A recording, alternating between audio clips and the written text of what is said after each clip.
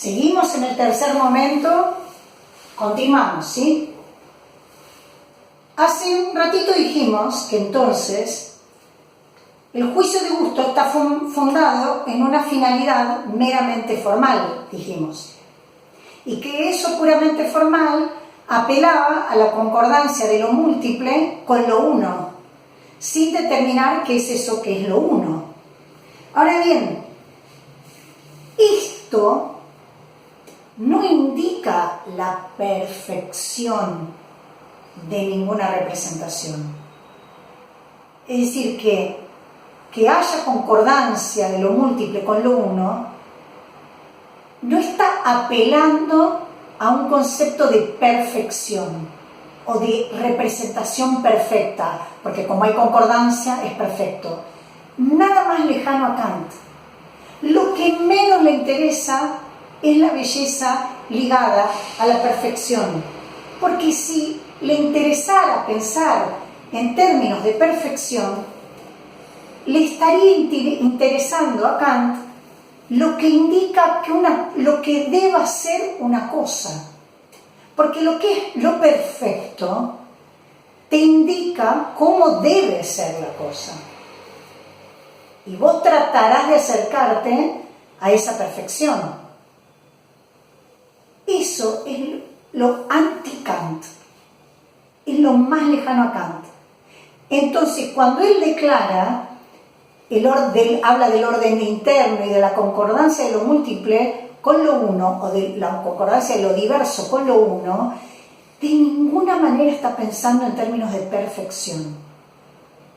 Porque, repito, la perfección indica lo que una cosa debe ser o debiera ser.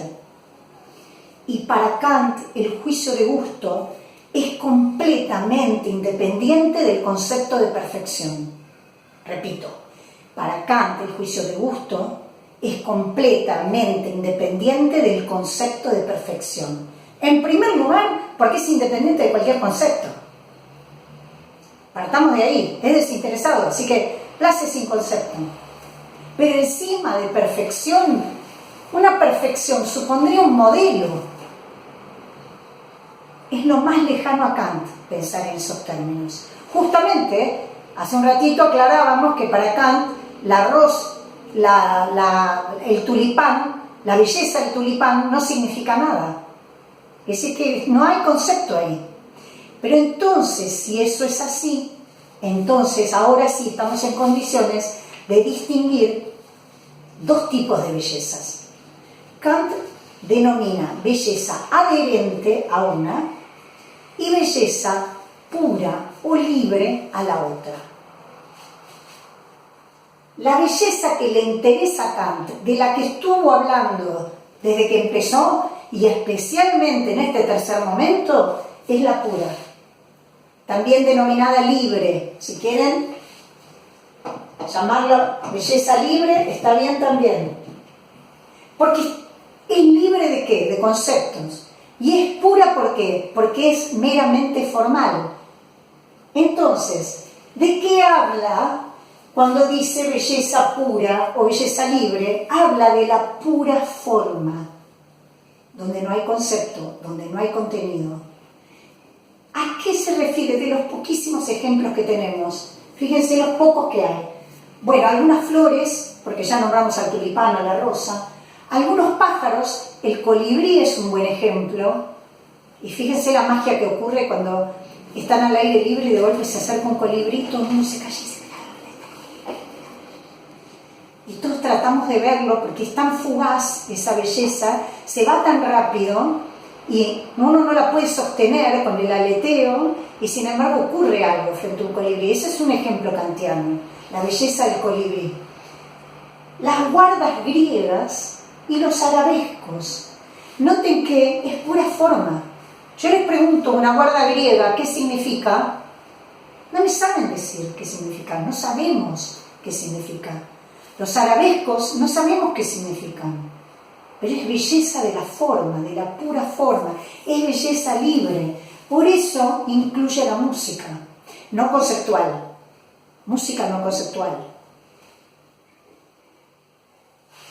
vamos al otro, a la otra distinción. Va a ser completamente diferente y está intentando marcar la diferencia para mostrar que no es de belleza adherente de lo que él está hablando.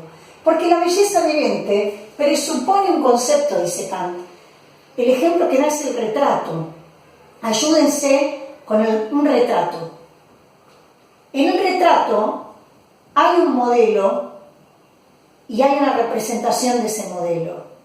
Y se intenta hacer, pensemos en términos conservadores si quieren, se intenta hacer, porque tenemos ejemplos de retratos tantos que con su pluma de alguna manera hacen más que una representación, una figuración, pero esos son otros problemas conceptuales. Una representación que intente ser fiel, un retrato que intente ser lo que cuando no existía la fotografía, así funcionaba la pintura, para dejar una estampa de la persona. Ese tipo de retrato. Entonces presupone un concepto y la perfección del objeto según ese concepto.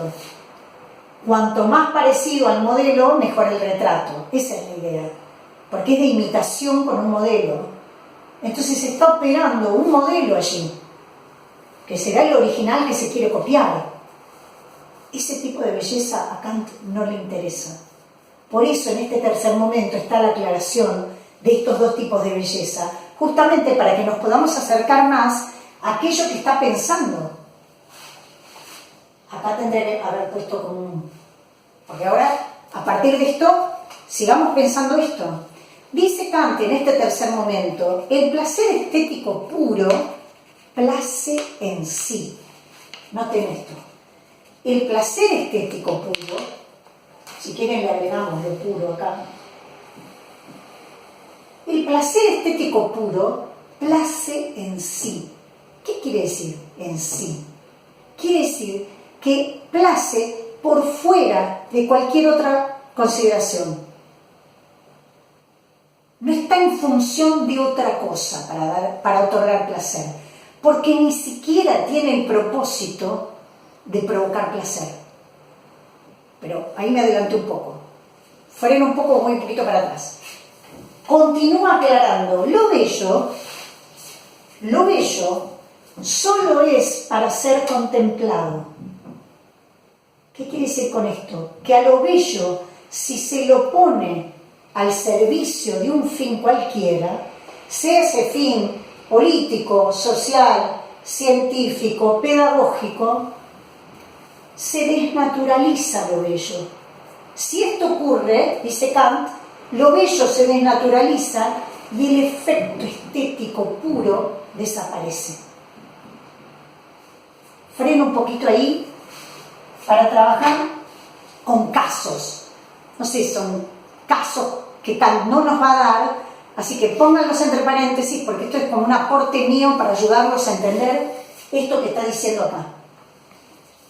Se dice que a Shakespeare las autoridades lo habían convocado porque estaba viendo como unas explosiones de energía sexual y erótica entre los jóvenes. Y lo convocaron las autoridades para ver si podía escribir alguna obra que los calme un poco, que los sofoque, que tanta energía libidinal se estaba desbordando, y a ver si podía escribir alguna historia que los atemorice un poco para que se calmen un poquito. Y dicen que por eso escribió Romeo y Julieta. No está confirmado, es una teoría, pero que nos sirve muy bien para pensar esto que está diciendo Kant. Si así fuera, en ese momento, porque el tiempo transcurrió y ocurrió otra cosa, pero supongamos que así fuera y que así haya ocurrido, entonces Shakespeare habría puesto su arte, su belleza, en función de un fin moral. Incluso hasta podríamos decir pedagógico, porque estaban tratando de educar moralmente a la juventud. Ya sabemos que en la historia, la pasión desenfrenada de los amantes lleva a una catástrofe, a muertes, a dolor, a tragedia, enemistades familiares, un desastre emocional. Es decir, que tenía algo de ejemplarizante. Es decir, si vas por este camino, cuidado porque te lleva a tomar malas decisiones. Aunque así haya sido, no importa, con el tiempo se nota que la obra superó esa intención y cobró otra dimensión. Lo mismo podríamos decir de tantas obras a pedido de Mozart, y que luego ese pedido ya nadie lo recuerda, no se sabe por qué fue. Bueno, esos son como otros problemas del arte. Pero vamos a tomarlo como un ejemplo, como si hubiera sido verdadero. En ese momento, Shakespeare habría estado poniendo su belleza en función de un arte, digo, de una moral, o de un fin didáctico. Si hubieran coincidido, se podría haber pensado en ese momento que esa belleza se estaba desnaturalizando porque estaba construida o creada en función de un fin, en función de un concepto, como si hubiera estado subordinada a un fin que la excede. Entonces, Kant está diciendo, si así sucede, no hay belleza ahí. La belleza no puede estar en función de ningún fin. Otro ejemplo, este más chequeado. Lo que pasa es que es lindo el de Shakespeare. Bueno, si no es verdadero del todo, está lindo para pensarlo. Vamos a otro caso. Vamos al caso en que el arte se puso en función de la revolución. Ubíquense en principios del siglo XX, Bertolt Brecht. Hay en un arte revolucionario de la primera mitad del siglo XX una intención de que a través del arte se revolucione no solo el arte, sino el orden social. Entonces, había una idea en Bertolt Brecht de hacer de la escena una praxis revolucionaria. Eso supone, es decir, la idea era que frente al espectáculo al que se estaba asistiendo, una vez que terminaba, salías a la calle y hacías la revolución. Que el arte tenía ese poder de transformación social. Eso supone que la escena teatral, que de la escena teatral hagas una praxis revolucionaria, supone el abandono total de la pura contemplación. Es decir, supone, es como la otra moneda de Kant, Brecht. La idea en Brecht era que el auténtico aprendizaje es el que es útil. Y en el arte tenía que haber cierto aprendizaje. Es decir, estás poniendo ya la belleza en función incluso didáctica. No solo revolucionaria y política, sino también didáctica. Porque hay una confianza en que el arte puede transformar el mundo y lo transforma al mundo y a la situación a través del aprendizaje del espectador.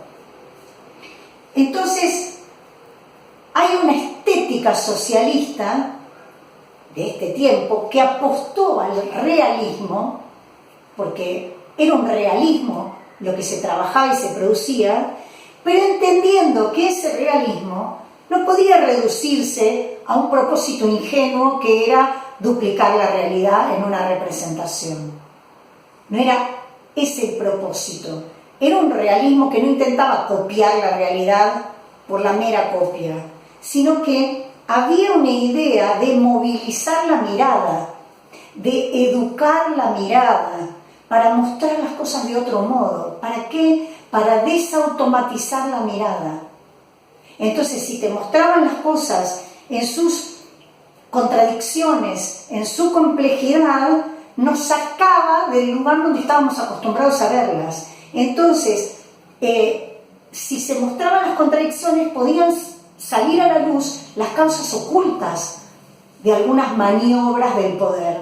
Entonces, la revolución social y la revolución estética también fue de la mano de una revolución también epistémica, porque tenía que ver con el conocer. Ahora bien, poner a la escena teatral, poner al arte en función de un fin revolucionario, eso sería, para Kant, desnaturalizar el efecto estético puro.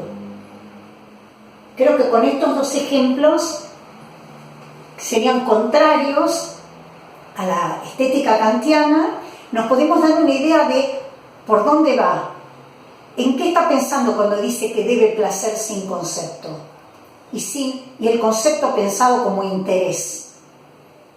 En ese sentido, y por lo mismo, va a declarar que lo bello es autosuficiente. De esto se trata la autonomía del arte. Lo bello es autosuficiente, lo bello, dice Kant, se basta a sí mismo. Lo bello no puede estar en función de otra cosa, porque si no se desnaturaliza el efecto estético puro. Lo bello, en ese sentido, ni siquiera tiene que... Bueno, yo les podría preguntar, lo bello, pensado así, ¿tiene que tener el propósito de dar placer? Ustedes me tienen que decir, de ninguna manera. ¿Por qué? ¿Por qué de ninguna manera? Por dos razones, que es lo mismo, pero se puede decir de dos maneras. Piénsenlo un poco. La pregunta era, ¿lo bello, según Kant, tiene el propósito de dar placer? La respuesta que ustedes me tienen que decir es no, de ninguna manera. ¿Por qué? Voy a preguntar, lógicamente. Primero, porque el placer está en la base del juicio de gusto. Porque el placer es el fundamento del juicio de gusto. ¿Qué significa eso? Que porque yo siento placer, es que digo, la rosa es bella. Porque yo siento placer, gracias al libre juego de mis facultades, imaginación y entendimiento, siento placer, y cuando siento placer, frente a la representación del colibrí, emito el juicio de gusto, el colibrí es bello. Así que no tiene el propósito, porque si tuviera un propósito, el placer sería el telos del juicio de gusto, sería la meta del juicio de gusto, sería el fin. Y Kant está diciendo que está en la base, está en el fundamento, no al final del juicio de gusto. Entonces, primero, porque en la base del juicio de gusto está el placer, no es la meta. Y segundo, podrían responder, porque el juicio de gusto place en sí mismo. Digamos que lo bello, mejor dicho, lo bello place en sí mismo. No precisa tener algo más para placer. No tiene una meta que cumplir. Porque si tuviera una meta, lo bello tendría un propósito. Y alguien puede decir, bueno, pero es el placer. No, porque el placer no está en la meta, está en la fundación del juicio de gusto, el fundamento. Y porque si así fuera, lo bello estaría en función de otra cosa que no es el mismo. Y esa otra cosa sería el placer. Y no está en función de otra cosa, porque se basta a sí mismo. Entonces, en base a esto, dice Kant, que si la obra de arte, ahora podemos hablar de obra de arte, delata su intención, es decir, su concepto, se esfuma el placer estético puro y se reemplaza por un interés. Y se reemplaza o parcialmente o totalmente por un interés. Aquello que satisface por medio de un concepto no satisface de modo estéticamente puro. Lo que satisface por medio de un concepto no satisface de modo estéticamente puro. Vean la herencia que tenemos, en la desconfianza cuando un arte está en función de una idea, parece, porque tenemos un monstruo kantiano dentro de nuestro, que nos hace desconfiar. Cuando algo, estamos al borde de decir, y es un poco propagandístico, decimos a veces. O si te gustó esa obra de teatro, un poco panfletera o panfletaria, como si la devaluara a la obra. Ese es el espíritu kantiano que vive en nosotros. que pretendemos cierta pureza. Ahora bien, ¿quiénes se enojaron profundamente con Kant? Todas las vanguardias históricas. Las vanguardias históricas, que originalmente son vanguardias revolucionarias, devenidas en vanguardias artísticas, todas las de década del 20, piensen en Duchamp, en el Dada, en el surrealismo, todas ellas operan con conceptos, producen con conceptos. Ni les hablo del arte contemporáneo. Cuanto más conceptos tenés, más lo entendés, más lo disfrutás. Lo antikantiano. Y sin embargo, en plena mediados del siglo XX, 1950, en Nueva York, estalla el arte abstracto norteamericano de la mano de Pollock. Rothko, Pollock. Y toda esa chorreadura de pintura es analizada en pleno siglo XX, es analizada y legitimada por Clement Greenberg con la estética de Kant del siglo XVIII. Ven que es interesante también hacer el esfuerzo por entender a Kant, porque también se entiende mejor el siglo XX y el XXI. Porque gracias a Kant, Pollock se legitima en Nueva York, en esa década del 50, por el encanto de la pura forma libre de concepto. Entonces es muy interesante entrar en la lógica kantiana para ubicarse también en el siglo XX y en todos los debates estéticos del siglo XX. Por lo tanto, y para cerrar, lo bello, declara Kant, es autosuficiente. ¿Por qué? Porque lo bello se basta a sí mismo por la perfecta integración de sus partes, por la armonía perfecta de sus partes. Lo bello es autosuficiente en función de la pura forma y apela a la pura contemplación de la cosa. Por eso se cierra este tercer momento declarando que la belleza es forma de la finalidad de un objeto en cuanto es percibida en él sin la representación de un fin.